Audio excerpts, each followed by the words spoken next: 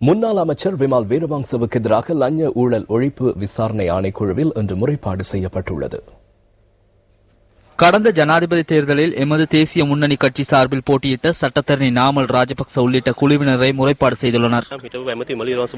முன்னாள் அமைச்சர் விமல் வீரவங்சவுக்கு எதிராக இன்று முறைப்பாடு செய்துள்ளோம். 2008ஆம் ஆண்டு ஏப்ரல் மாதம் 8ஆம் தேதி அவர் மக்கள் விடுதலை முன்னணியின் உறுப்பினராக இருந்தார். அங்கு அவருக்கு சம்பளம் கிடைக்கவில்லை. அவருடைய சம்பளம் கட்சியின் பொது நிதியத்துக்கே சென்றது. பின்னர் அவர் 6 வருடங்களாக அமைச்சராக செயற்பட்ட காலத்தில் பாரிய சொத்துக்களை சேர்த்துள்ளார். அவர் கடுவல பகுதியில் 2 பெரிய வீடுகளை நிர்மாணிக்கின்றார். நிர்மாணித்து முடியும் போது 20 கோடி செலவாகும்.